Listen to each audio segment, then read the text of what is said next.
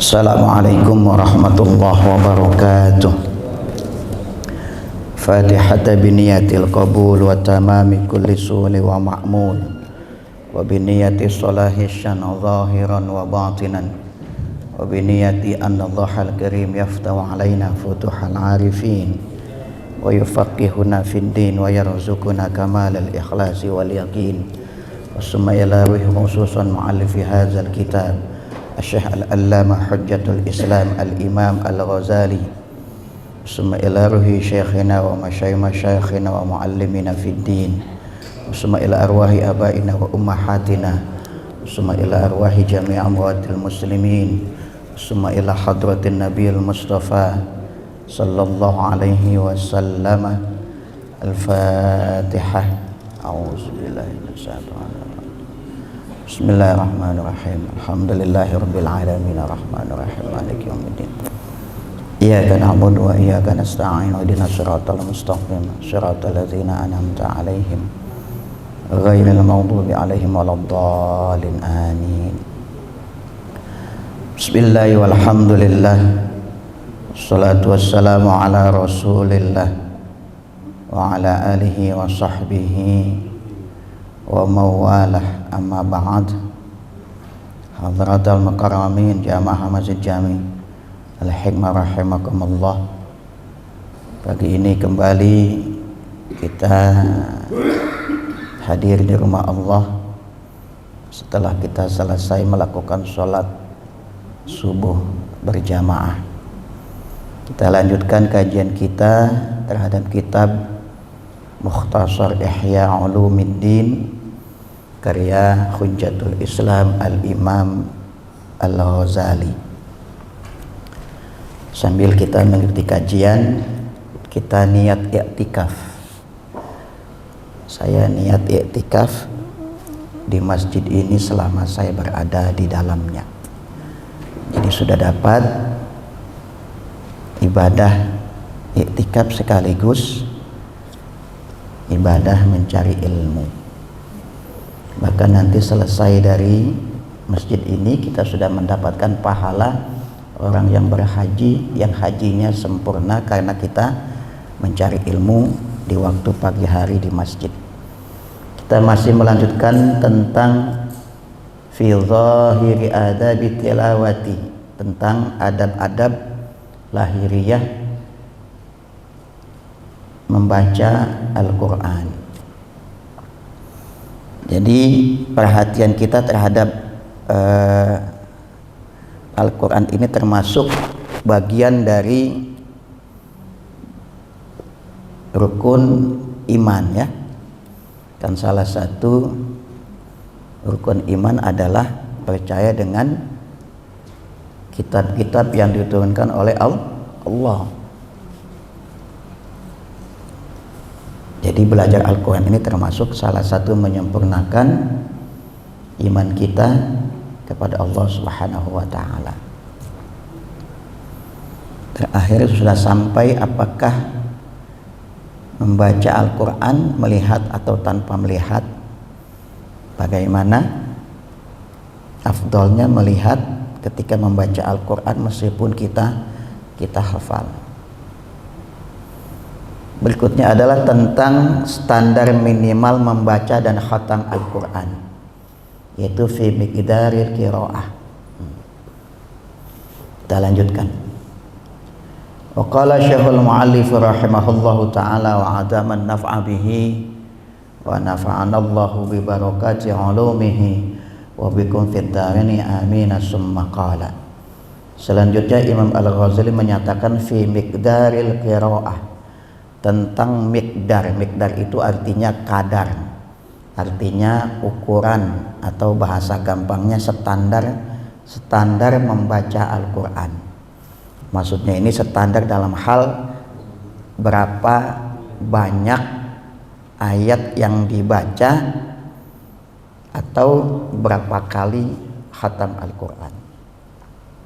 Walil qurra'i 'adatun mukhtalifatun fil istiksari wal iktisar. Para qurra, para pembaca Al-Quran memiliki adat. Adat itu artinya kebiasaan.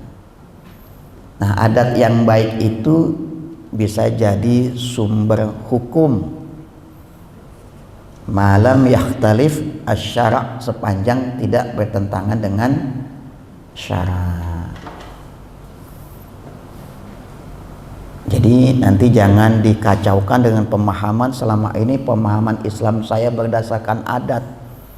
Dilihat dulu, bisa jadi adatnya itu bersesuaian dengan syariah, hanya saja tidak dibunyikan sebagai ajaran Islam, tapi itu ajaran Islam. Banyak kok adat itu sesuai dengan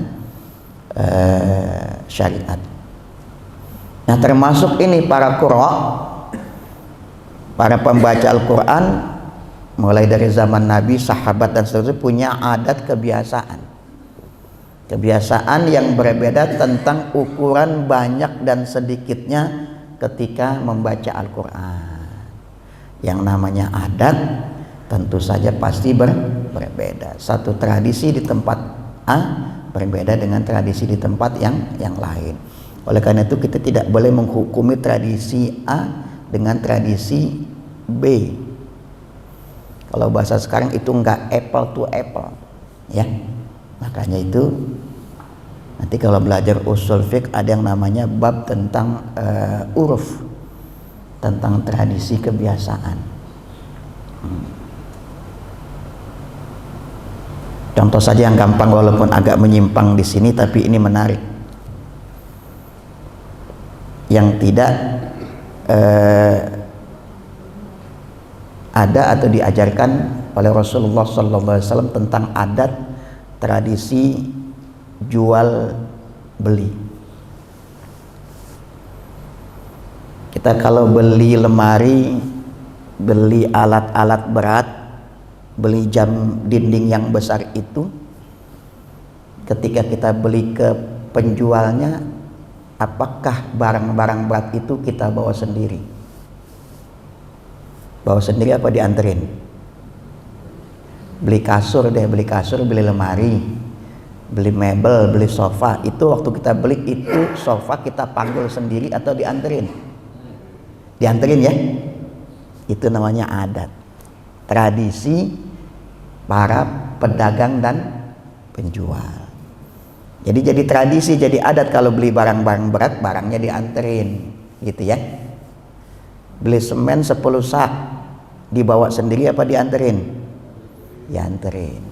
Kalau beli paku 1/4, dianterin apa bawa sendiri? Bawa sendiri. Gitu loh, ya. Nah, itu udah adat, udah tradisi. Jadi al-urf bainat tujar, itu uruf yang sudah berlaku di tengah para pebisnis, itu jadi adat dan sama kedudukannya seperti ketentuan syariah. Banyak, ya. Ini sekilas saja bahwa adat uruf itu bisa jadi salah satu sumber hukum. Itu nanti kajiannya di usul fiqh. Jadi para pembaca Al-Quran punya adat, punya tradisi. Jadi kalau adat sudah diulang-ulang namanya adat istiadat, ya. Jadi bisa jadi adat istiadat. Itu adat istiadat bahasa Arab. Walil qurra'i adatun mukhtalifatun fil istiqsari wal iktisar. Para qurra, pembaca Quran, memiliki adat, kebiasaan, tradisi yang berbeda dalam hal banyak dan sedikitnya ketika membaca Al-Quran. Faminhum may yahtimu fil yaumi wal lailati marratan. Ada sebagian kebiasaan pembaca Al-Quran yang menghatamkan Al-Quran sehari semalam 1 kali. Kira-kira ada yang di sini sehari semalam langsung khatam? Kayaknya sih nggak ada, ya. Kayaknya nggak ada nih, ngeliat dari tampang-tampangnya termasuk saya, kan. Ya. Ini ada zaman dulu itu mungkin orang 1 hari 1 malam dia khatam, yang mungkin kesibukannya tidak begitu banyak. Jadi boleh juga nih bapak-bapak yang mungkin sudah pernah tugas sambil ngomong cucu gitu, ya khatam Quran 1 hari 1 malam. Boleh, ada, ya. Iya, wa ba'dhum maratain, ada juga sebagian 1 hari semalam itu 2 kali. Ini sudah jarang juga. Wantaha ba'dhum ila salasin, dan juga ada orang yang menghatamkan Al-Quran dalam waktu 3 hari.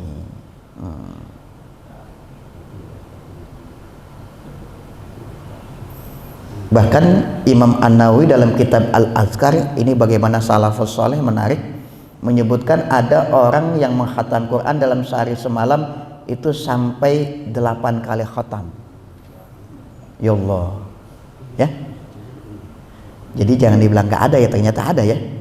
Wa qala al-Imam An-Nawawi fil Azkar wa khatama ba'dhum fil yaumi wal laili samana khatamat.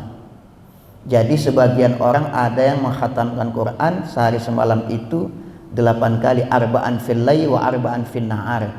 4 kali khatam di waktu malam, 4 kali khatam di waktu siang. Oh, Masya Allah. Wa mimman khatama arba'an fil laili wa arba'an fin nahari as-Said al-Jalil Ibnul Katib radhiyallahu anhu, wa hadza aktsaru ma balagna fil yaumi wal laila. Di antara orang yang menghatamkan Quran sehari semalam 8 kali, 4 kali khatam di malam hari, 4 kali khatam di waktu siang hari adalah as-Said al-Jalil al-Katib. Ya Allah.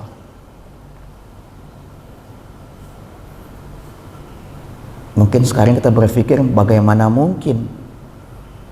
Ya mungkin ini yang namanya keberkahan waktu. Orang-orang soleh itu kita semua punya waktu 24 jam, waktu yang sama.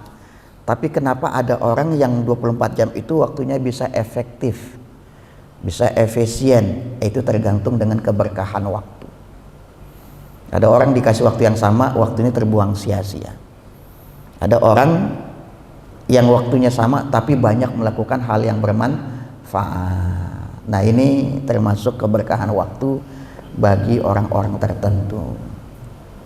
Kalau pakai ukuran kita kayaknya sih nggak mungkin ya, karena khatam Al-Quran itu 1 juz saja dibaca standar kurang lebih 45 menit. Nih yang biasa khatam Quran tuh, yang biasa baca Quran di rumah, di keluarga, ada 30 orang, 1 orang 1 juz itu dibaca ya, yang punya tradisi begitu. Itu 45 menit baca Al-Quran 1 juz, bacanya standar. Kalau ngebut mungkin bisa lebih kurang dari itu.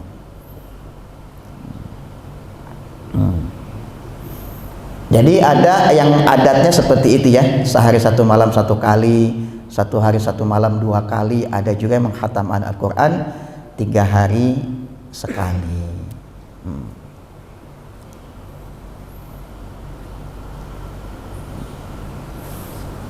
Nah, yang menjadi pertimbangan utama adalah tidak menghatamkan Al-Quran kurang dari 3 hari. Jadi setelah Imam Al-Ghazali menyatakan kebiasaan itu, wa aula ma yarji'u ilaihi fit taqdirati qaulu Rasulillah sallallahu alaihi wasallam. Nah, yang menjadi pertimbangan utama ketika menghatamkan Al-Quran adalah tidak kurang dari 3 hari. Apa dasarnya? Dasarnya adalah sabda Rasul, man qara al-Qur'ana fi aqalla min salasin lam yafqahhu. Kata Rasul, siapa yang membaca Al-Quran di bawah 3 hari, maka ia tidak akan dapat memahami apa yang dibacanya. Ini buat orang awam ya, buat orang tertentu mungkin lain, beda kasus gitu ya. Jadi ada orang yang, wah saya khatam Quran, misalkan di bawah 3 hari. Kata Rasul, orang-orang standar mah kalau baca Quran 3 hari khatam, dia tidak akan memahami Al-Quran. Jangankan 3 hari, kita aja bisa 1 tahun 1 kali khatam Quran ya, kagak paham-paham juga gitu loh ya. Ada orang yang khatam Quran kalau di bulan Ramadan saja, ya sudah biarkan, jangan diprotes. Kan ada orang yang kelewat protes tuh, baca Quran cuma di bulan Ramadan saja. Ya selama masih baca Al-Quran biar saja. Paling tidak 1 tahun masih membaca Al-Quran, paling tidak 1 tahun 1 kali dia khatam Al-Quran. Biar. Memang tiap orang itu berbeda setara, berbeda juga kondisinya, berbeda juga waktunya. Walizalika li'anna ziyadata alaihi tamna'uhu at-tartil. Sebab kalau baca Quran kurang dari 3 hari itu bisa mengurangi tingkat ketartilannya. Tartil. Walaupun membaca Al-Quran itu kalau kita mau coba itu bisa ya. Tadi kan Ustaz Munfasir baca ayatnya itu. Walaqad yassarnal Qur'ana lizikri fahal min muddakir. Sesungguhnya kami sudah memudahkan baca Al-Quran bagi orang yang mau membaca Al-Quran, menghafal Al-Quran. Cuma memang tantangannya lumayan ketika kita mau menghafal Al-Quran. Kita hafal satu surat, hafal surat kedua, yang ke satu hilang lagi, yang kedua ingat. Hafal surat ketiga, yang ketiga ingat, yang kedua ke satu hilang lagi. Itu terkait dengan memori. Kan memori otak itu ada yang namanya short term memory, ada long term memory. Sehingga kalau makin kurang dari 3 hari maka akan menghalanginya bisa tartil dalam membaca Al-Quran. Wa qad qalat Aisyah radhiyallahu anha lamma sami'at rajulan yahuzzul Qur'ana hazzan inna haza ma qara'al Qur'ana wala sakata. Satu kali Aisyah pernah mendengar ada orang membaca Al-Quran terburu-buru. Maka kata Aisyah, sesungguhnya orang ini tidak membaca Al-Quran, juga tidak sejenak berhenti dari apa yang dibacanya. Ini riwayat Ibnul Mubarak. Maksudnya baca Al-Quran yang ngebut. Jadi atas dasar ini kalau baca Quran maksa menghatam Quran ngebut itu sebaiknya jangan.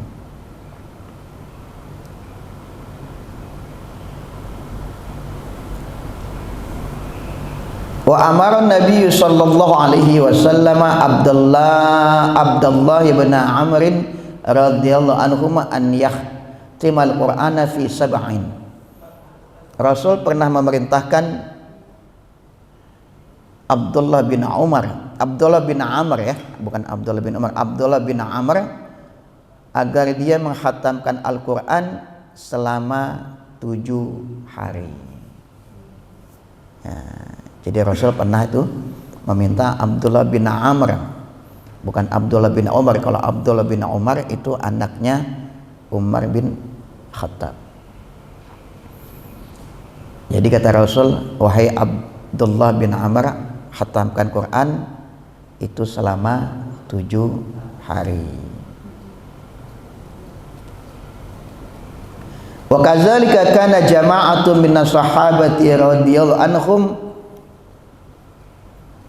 yakhtimuna al-Qur'ana fi kulli jumu'atin. Begitu juga sebagian sahabat Rasul menghatamkan Al-Quran itu fi kulli jumu'atin, setiap Jumat, maksudnya setiap pekan.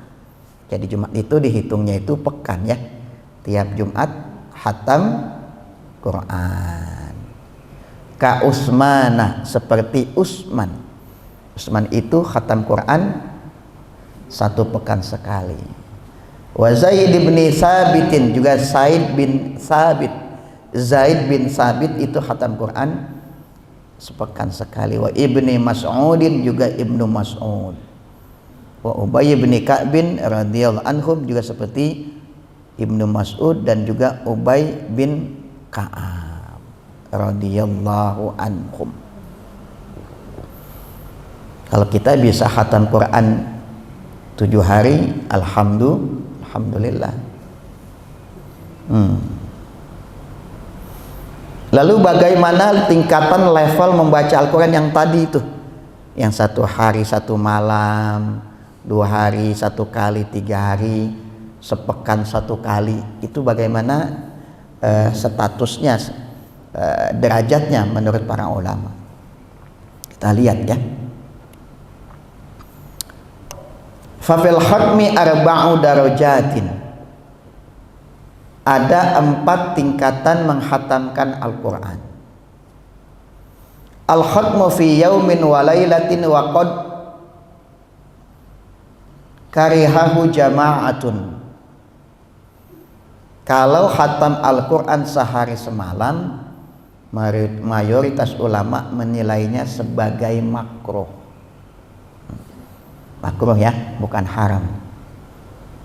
Kita jangankan dibilang makruh, dibilang halal juga belum tentu kita satu malam menghafal khatam Quran ya. Ulama mengatakan kalau sehari 1 malam sudah khatam, makruh.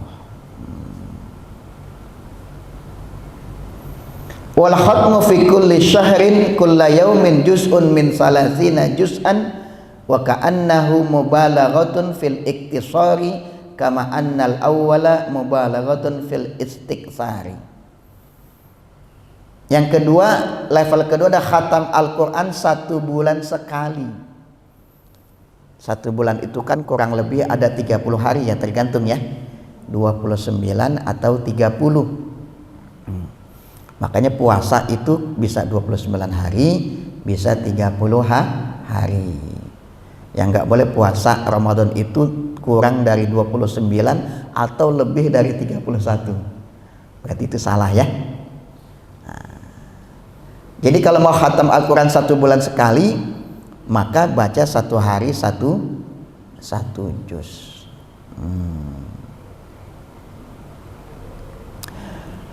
Wafil usbu'i maratan. Yang ketiga adalah khatam Al-Quran sepekan sekali. Wafil usbu'i marataini takriban minas salas. Yang keempat, khatam Al-Quran sepekan 2 atau 3 kali. Nah, lalu bagaimana rinciannya ini?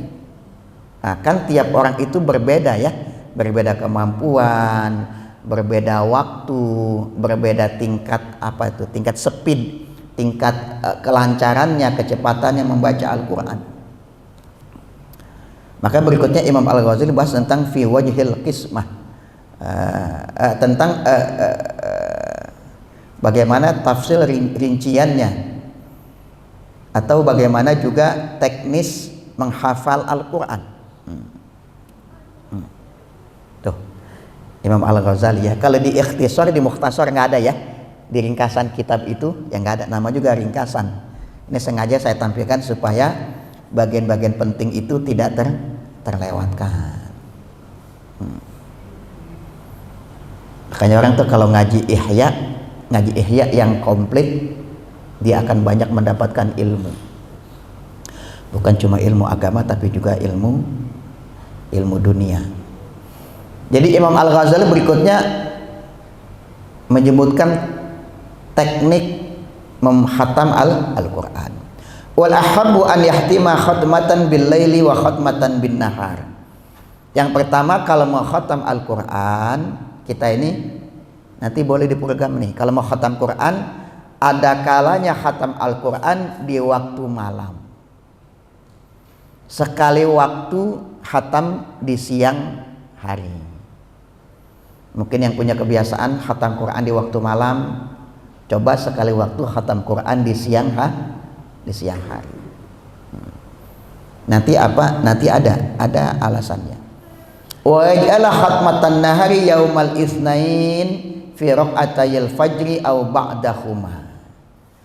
Kalau mau khatam Al-Quran di waktu siang, maka dilakukan pada hari Senin pada 2 rakaat sholat subuh. Jadi khatam Quran kemarin udah dibahas tuh. Baca Quran, khatam Quran afdolnya itu dibaca ketika kita sholat. Makanya bagus kalau bulan Ramadan diprogramkan sholat tarawih di Masjid Al-Hikmah malam pertama sampai akhir khatam. Tuh, malam pertama baca, tapi kayaknya nggak mungkin juga ya. Kita 8 rakaat kayaknya nggak ketemu kayaknya gitu ya. Mungkin yang 23 rakaat bisa tuh. Bisa juga dipadatkan, cuma durasinya lebih lama, khawatir jamaah jadi kelamaan sholat tarawihnya gitu ya. Bisa tuh. Jadi khatam di waktu, kalau mau khatam di waktu siang, khatamnya itu pada hari Senin pada 2 rakaat sholat subuh. Jadi disisain deh tuh. Rakaat subuh kan 2 rakaat tuh. Rakaat pertama baca qul a'udzu birabbil falaq. Rakaat kedua baca qul a'udzu birabbin nas. Khatam Quran. Itu kalau mau khatam di waktu siang. Ini siang ini ya. Definisi siang itu kalau malam itu dari maghrib sampai subuh, itu malam. Kalau siang itu dari subuh sampai maghrib, itu siang. Au ba'dahuma, atau setelah sholat subuh, berarti di waktu sholat zuhur, di waktu sholat asar ya. Kalau maghrib udah masuk waktu malam. Wa yaj'ala khatmatal laili laylatal jum'ati fi raq'atayil maghribi. Kalau mau khatam Al-Qur'an di waktu malam, maka dilakukan pada malam Jumat. Kapan? Pada 2 rakaat sholat maghrib. Di malam Jumat itu sholat maghrib, 2 rakaatnya itu adalah khatam Al-Quran. Au ba'dahuma, atau setelah 2 rakaat sholat maghrib, setelah di waktu sholat isya ya. Kalau sholat subuh di waktu siang, atau waktu sholat isya. Atau tidak dilakukan di waktu sholat, boleh juga.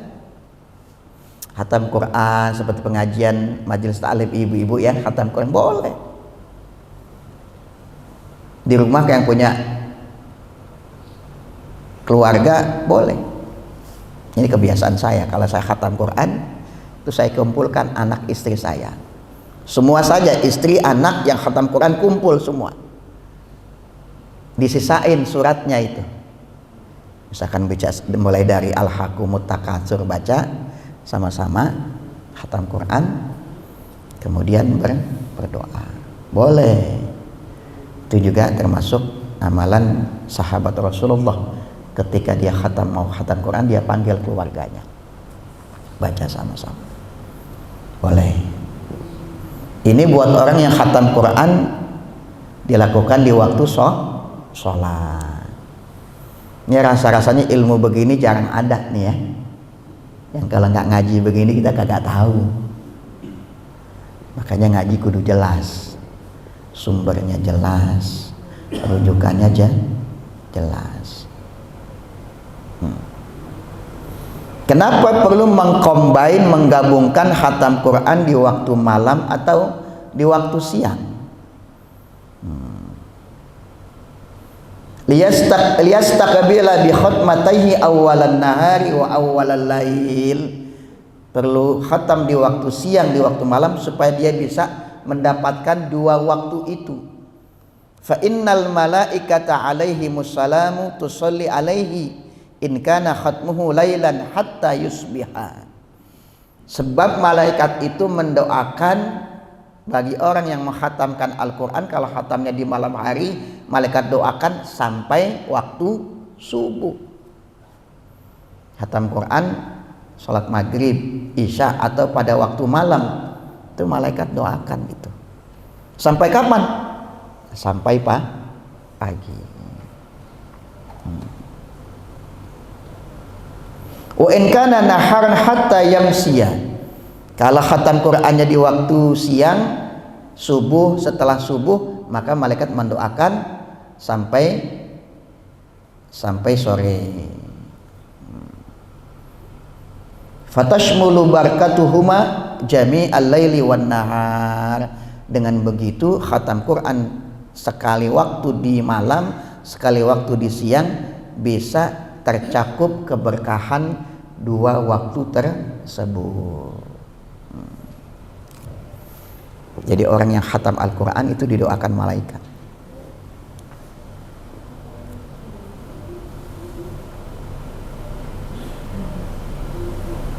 Emang ada dalilnya?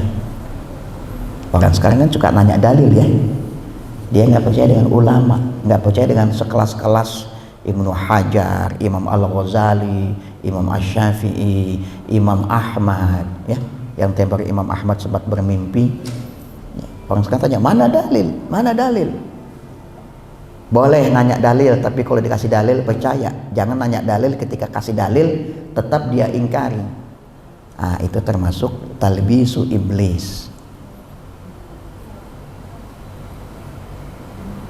Ada dalil faqad rawa ad-Darimi fi sunanihi, ada riwayat dari dalam kitab Sunan ad-Darimi dari Ubadah bin Abi Lubabah bahwa Rasul mengatakan iza khatama rajulu al-Qur'ana binaharin sallat alaihi al-malaikatu hatta yamsiya. Wa in faragha minhu lailan sallat alaihi al-malaikatu hatta yusbiha. Ternyata ada hadisnya, ada dalilnya.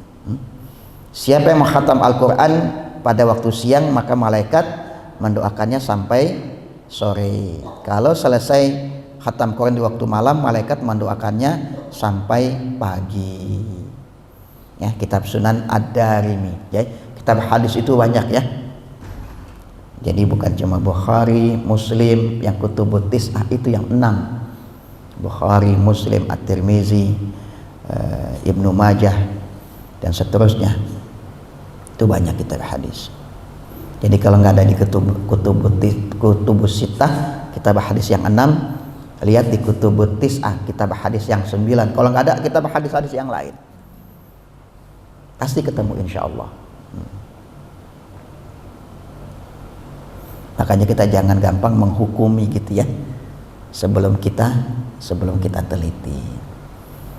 Jadi orang yang menghatamkan Al-Quran baik di waktu siang atau malam, maka mendapatkan, didoakan oleh malaikat. Insya Allah. Makanya orang itu kalau bergaul dengan Al-Quran udah enak deh. Nanti itu Quran akan memberikan insight, memberikan ilham lewat apa yang kita baca. Kadang-kala ada makna-makna yang tersamar ketika kita gali Al-Quran, itu kita mendapatkan pemahaman baru. Nah lalu bagaimana? Kan tadi tiap orang itu punya kebiasaan yang berbeda ya. Imam Al-Ghazali ini saking cerdasnya, beliau memerinci. Kalau orangnya begini, baiknya khatamnya begini, kalau begini, begitu. Wa tafsilu fi miqdaril qiraah. Tafsir rincian ukuran khatam Quran berdasarkan kondisi individu. Kita ini masuk yang dikatakan Imam Al-Ghazali atau enggak ini? Amma man khatama fil usbu'i annahu in kana minal abidina salikina bi tariqil amal.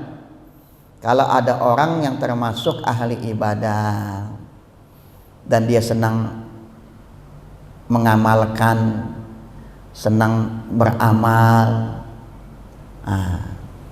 fala yang bagi an yanqusa an khatmataini fil usbu'i, maka orang seperti jangan khatam Quran lebih dari 2 kali dalam 1 pekan. Dia ahli ibadah, dia senang beramal, jangan khatam Quran lebih dari 2 kali. Artinya jangan sampai 1 pekan itu 3 kali, 4 kali, 5 kali.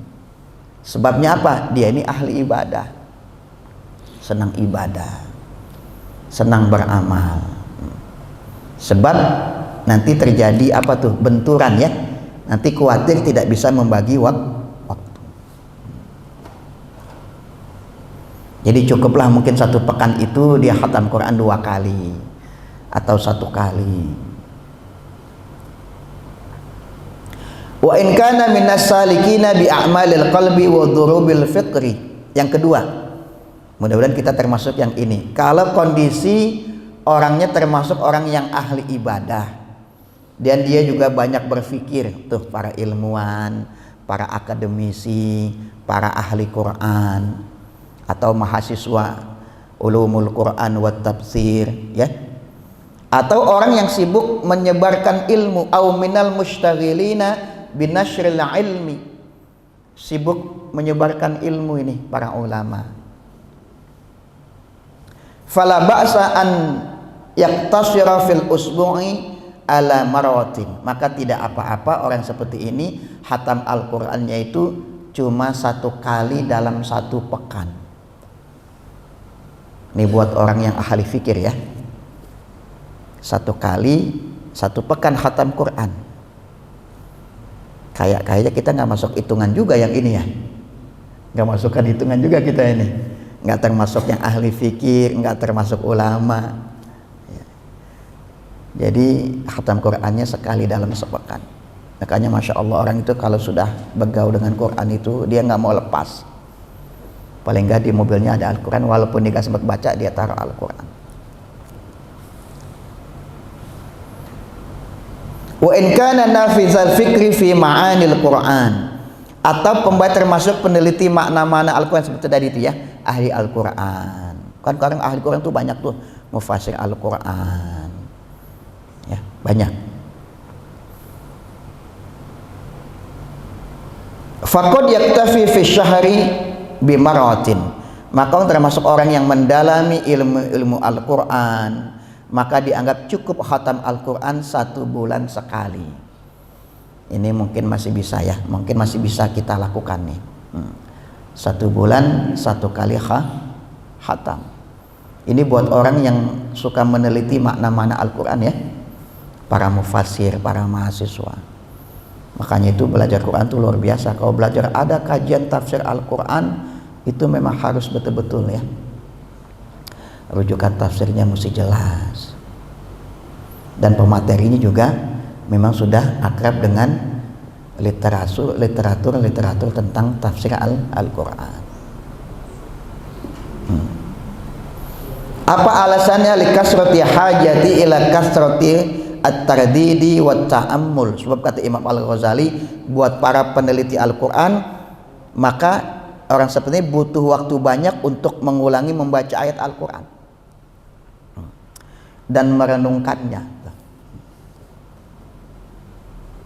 Guru-guru saya yang dia memang hafizah, dia itu pakar Quran, kalau dia punya tugas mentasnya Al-Quran Pak, Bu, Masya Allah itu dia baca sampai dia teliti, kalau ada Al-Quran cetakannya salah dia tahu. Ya Allah, tiap hari itu wiridnya itu baca Quran. Nah orang seperti ini dia khatam Quran. Maka bisa jadi orang seperti ini khatam Quran ketika meneliti ayat-ayat Al-Quran yang mungkin yang mau diterbitkan Al-Quran gitu ya. Jadi kita beli sekarang ini, kalau beli Quran itu ada tashihnya itu, dan itu ada kadaluarsanya, ada expire-nya, maka perlu ada tashih ulang. Dan itu ditashih bukan cuma ditashih begitu Pak, diperiksa itu satu-satu. Dan bukan cuma satu, korektornya itu bisa 1, bisa 2, bisa 3. Masing-masing itu pegang pulpen merah, ini ada yang salah cetakannya, kasih. Jadi betul-betul Al-Quran itu tidak ada yang keliru cetakannya. Nah orang-orang peneliti Al-Quran seperti ini, dia mendalami Al-Quran, mendalami tafsir Al-Quran dari segala macam jenis, dari segala macam genre kalau kata orang sekarang, maka dia boleh khatam Al-Quran 1 bulan sekali. Sebab orang seperti ini Bapak Ibu, ketika dia ketemu ayat yang menarik, dia bergetar hatinya. Biasanya dia berhenti, ini ayat maksudnya apa itu, dia cari itu seharian, itu berhari-hari, itu akan merasuki pikirannya, ini ayat kemana ini konteksnya. Terus dia cari bagaimana tafsirnya menurut ulama ini, ulama itu ya. Terus nanti itu menarik. Ya Allah, maka itu para mufassir Quran itu Allah kasih kemampuan itu berbeda tiap mufassir. Makanya kalau baca tafsir yang beragam jenis itu otak kita itu betul-betul terbuka itu. Ya Allah, ternyata ada satu ayat itu kedalaman maknanya itu berbeda loh dengan makna yang ditafsirkan oleh mufassir yang lain. Ya Allah, makanya belajar Al-Quran itu satu kajian yang menarik. Berikutnya adalah fi wajhil qismah, teknik memilah bacaan Al-Quran. Sudah 5:30. Ada pertanyaan?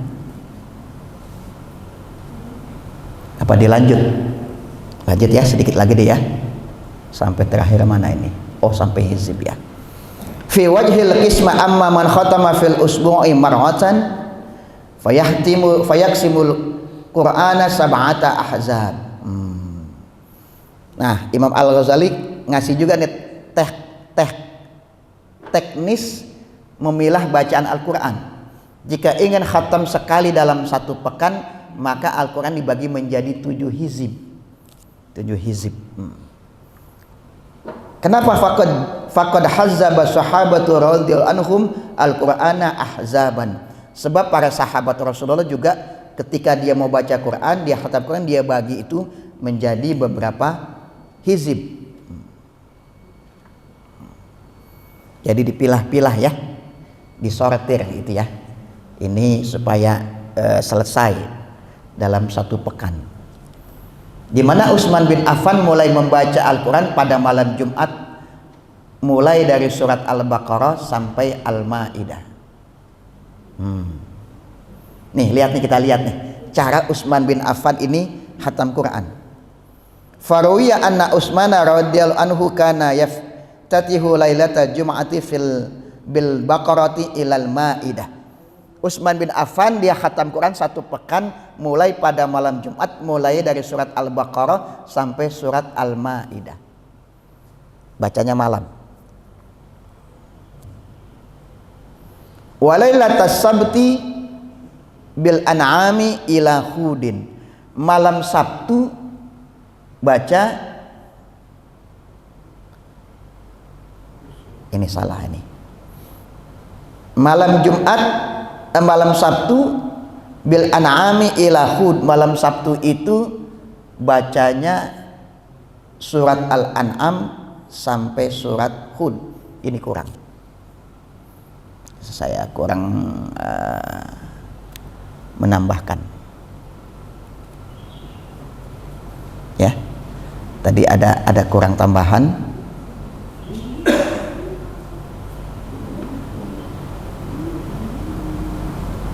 Jadi malam Sabtu itu surat Al-An'am. Oh, malah hilang ya. Ya sudah, nggak apa-apa ya. Yang penting diingat saja. Walailatas sabti bil an'ami ila hudin. Malam Sabtu mulai dari Al-An'am sampai surat Hud. Sementara malam Ahad baru di sini nih, malam ini saja, malam Ahad.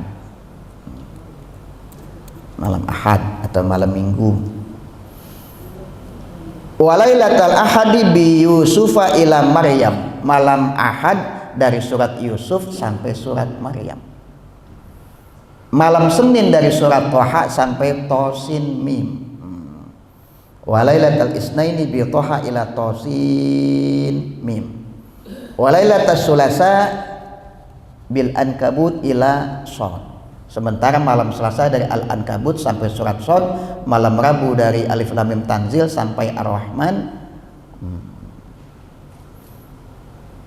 Wa yahtimu lailatal khamis, dan kemudian menghatam Al-Qur'an pada malam Kamis. Mulainya malam Jumat. Nanti besok malam Jumatnya lagi mulai lagi baru. Ini caranya Utsman bin Affan.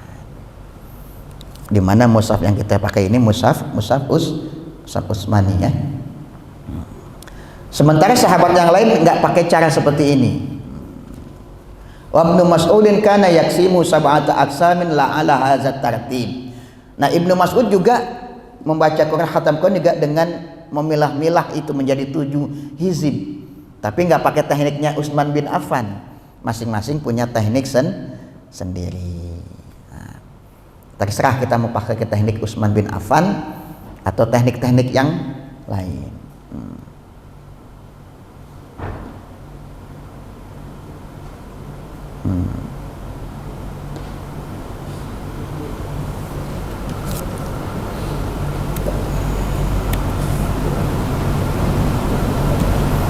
tanggung ya, kan itu tangan hizib. Wakil ahzabul Qur'ani sab'atun. Jadi hizib Quran itu ada 7. Fal hizbul awwalu salasu suwarin. Hizib pertama 3 surat, hizib kedua 5 surat, hizib ketiga 7 surat, hizib keempat 7 surat, hizib ke-11, hizib ke-5 11 surat, hizib ke-6 13 surat, dan hizib yang ke-7 surat Al-Mufassal mulai dari surat Qaf sampai akhir Al-Quran. Ini saya tidak bacakan teksnya karena waktu.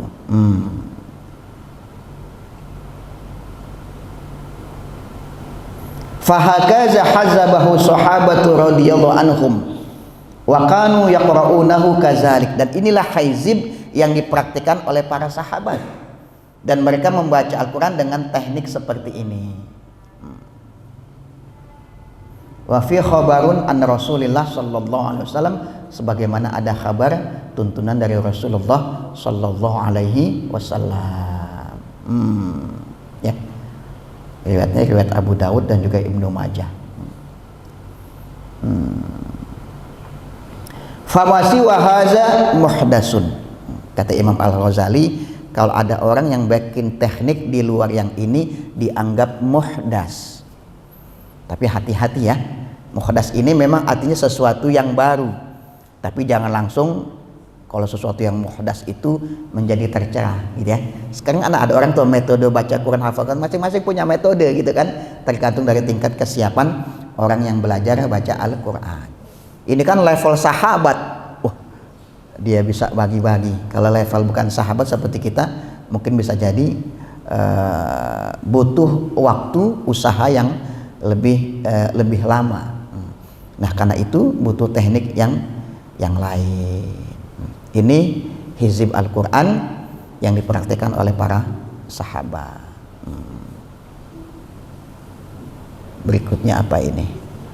Berikutnya memberi anotasi pada Al-Quran, memberi catatan atau memberi fatwa, fathah, kasrah gitu ya, atau memberi komentar. Ini bagaimana hukum memberikan anotasi pada Al-Quran.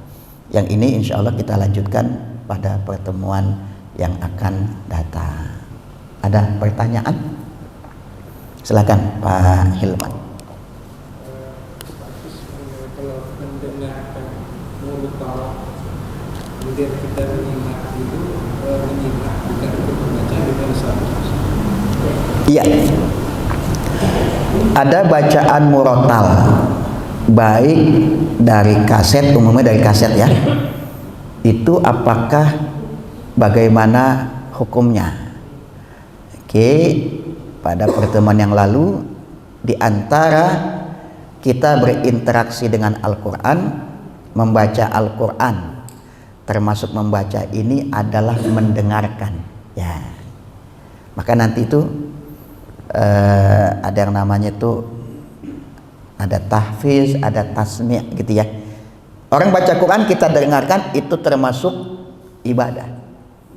Dengarkan. Wa iza quri'al Qur'an fa'ansitu. Jika Al-Quran dibacakan, maka diamlah kalian, maksud diam kalian dengarkan. Jadi dengan demikian mendengarkan bacaan Al-Quran dari kaset, apakah dengan langgam murotal atau dengan langgam yang lain, atau kita dengarkan orang lain membaca Al-Quran, maka itu termasuk ibadah. Ya Allah, mendengarkan saja sudah termasuk ibadah. Begitu ya Pak Ilvan. Jadi kalau nggak baca, dengerin deh kita. Ada lagi? Silakan Pak Firdaus. Anda yang sekarang kan misalnya diciptakan zaman Utsman. Nah itu kira-kira kalau tadi misalnya ada zaman Nabi misalnya ada yang sampai baca Al-Quran sampai hatam misalnya gitu ya, itu pakai mushaf apa ya artinya? Dalam setiap surah itu kan kadang-kadang mencampur yang turun Madinah dan turun konteksnya. Artinya bisa jadi firman itu diulang lagi oleh Allah SWT karena konteksnya kan begitu. Cuman ya jangan bukan katanya kan kenapa Utsman bin mushaf ini karena banyaknya takut orang lupa, dipelepah Korma itu gimana zaman dulu ketika mushaf? Iya. Pertanyaan Pak Firdaus, bagaimana para sahabat membaca Al-Quran? Kan mushafnya belum ada gitu ya. Iya, pada sahabat Rasul baca Quran itu metodenya menghafal. Jadi mereka Rasul ini kan punya yang namanya katibul wahyi, sekretaris wahyu. Turun wahyu begini, Rasul panggil tuh salah satu sekretaris wahyunya, sudah turun Quran begini-begini ini, dia hafal. Ada yang menulis dan Rasul nanti sampaikan kepada sahabat dan sahabat kemudian hafal.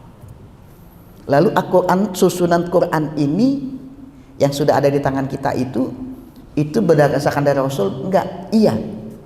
Nanti ketika sudah banyak itu Rasul kumpulkan sahabatnya, turun ayat ini, letakkan di sini di surat ini. Tuh dikumpulkan, tuh dikodifikasi. Ada yang nulisnya di pelepah kurma, ada tentang media yang lain. Hingga pada masa Utsman bin Affan mulai dia tuh Quran ini perlu dikodifikasi, dibuatkan secara artinya dijilid seperti ini gitu ya. Mulai dikumpulkan deh. Mana nih mushaf dan pada petik ya, mana mushaf sistemnya kodifikasi si ini si fulan, dibuat tuh panitia, disesuaikan. Nah nanti setelah sama suah ditashih, baru kemudian dikodifikasikan hingga sampailah Quran ke zaman kita. Makanya dikenal dengan Mushaf Utsmani, sebab Utsman itulah yang menggagas kodifikasi Al-Quran.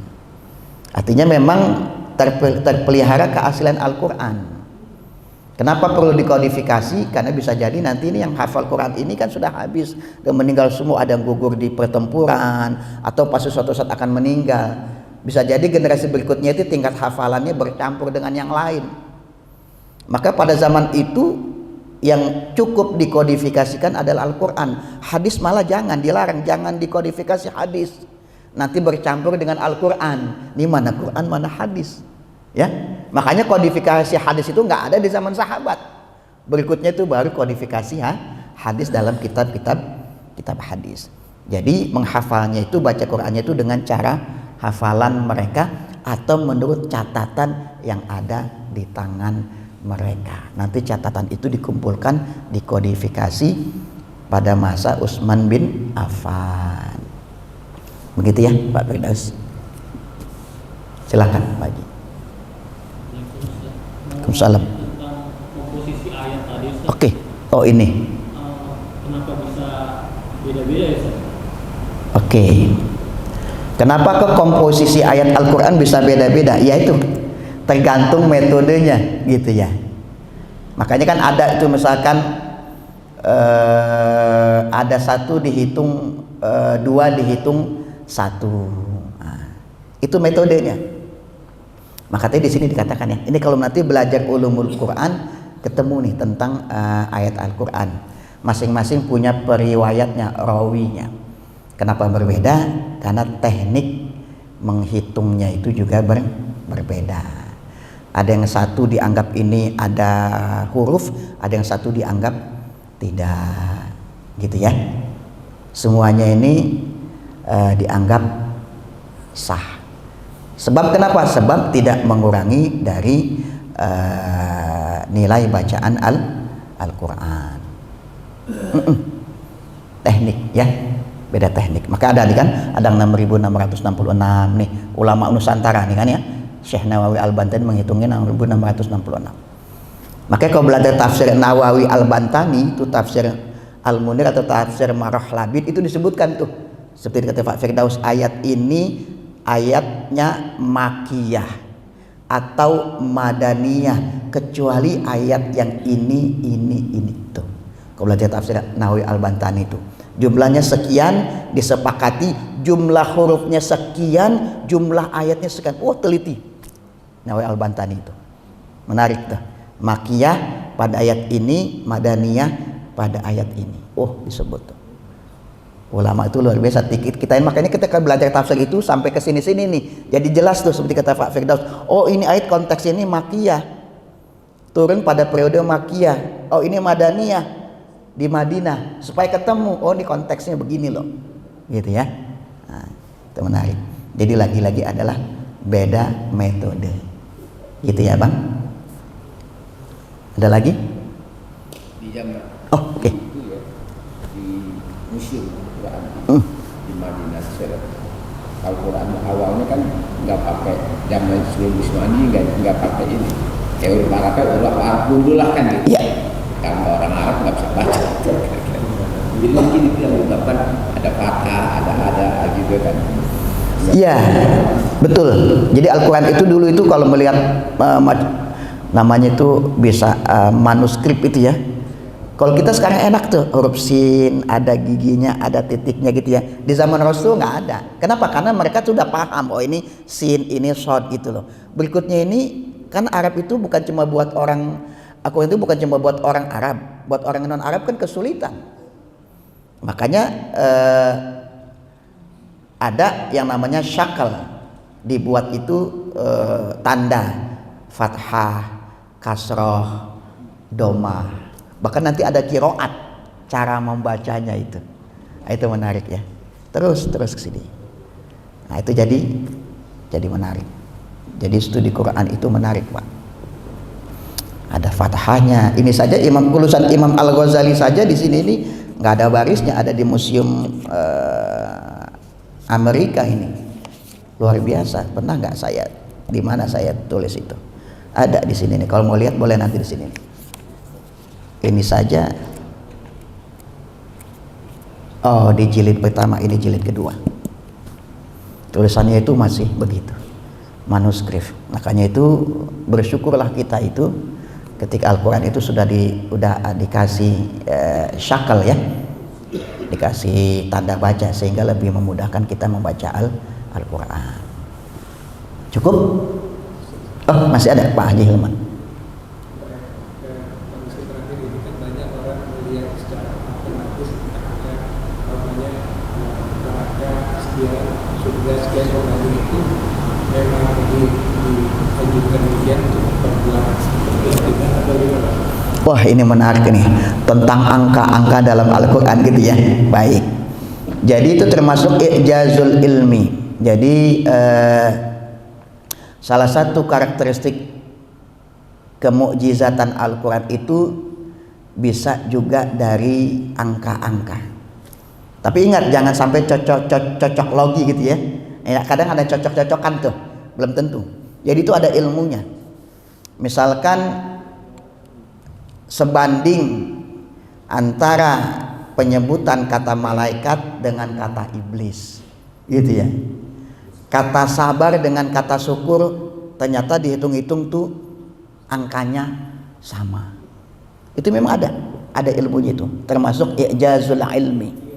Boleh, tapi jangan sembarangan kita yang nggak gampang cocok-cocokan, jangan ya. Yang nggak pernah belajar ilmu Quran, lihat background dia nih, dia mendalami ilmu atau nggak tahu enggak. Termasuk juga tentang ayat riba, itu menarik loh Pak. Ayat riba itu hitung-hitungannya itu, ayat riba dan ayat zakat. Ya Allah, saya tuh baca disertasi itu, i'jazul Quran fil riba. Ya Allah, wih keren banget. Ketemu itu. Jadi kenapa riba itu jadi diharamkan? Karena memang ada situ kemukjizatan Al-Quran. Ayat-ayat tentang musibah itu. Maka itu jadi menarik. Makanya harus didalami memang nih. Dan tidak setiap orang gitu ya. Makanya belajar Al-Quran Pak bukan cuma sekedar tafsir yang biasa tuh. Sampai hal-hal begini tuh Quran tuh memang perlu kita dalami. Nah nanti harus ada ngeliat panduannya itu. Satu ayat ini berapa kali terulang dalam Al-Quran. Tuh ada itu. Lihat nanti ketemu.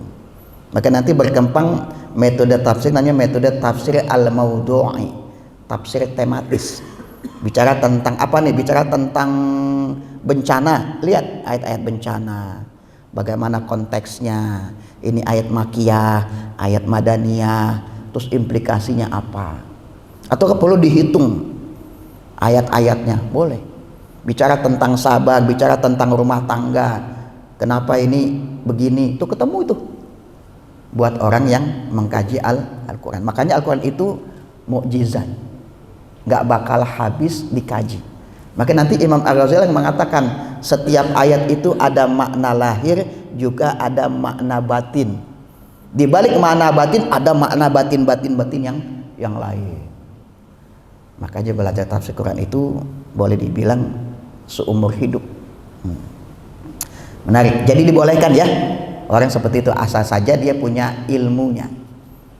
Bukan yang sifatnya cocok logi, dipasang-pasangin nih. Ayat ini begini loh, ayat begini loh, begini. Nggak kejadian, itu yang rusak jadi Al-Quran. Sebabnya akal-akalan, cocok-cocokan saja. Yang ini nggak boleh. Ada lagi? Cukup ya? Baik. Jadi belajar Quran ini bagian belajar dari menjalankan rukun iman dalam agama kita ya. Baik, insya Allah kita lanjutkan pada pertemuan yang akan datang tentang terakhir itu anotasi Al-Quran ya, tentang memberi catatan, membubuhkan tanda merah atau sebagainya ya. Insya Allah kita lanjutkan pada pertemuan yang akan datang. Subhanaka la ilma lana illa ma 'allamtana wallahu a'lamu bissawab. Wassalamualaikum warahmatullahi wabarakatuh.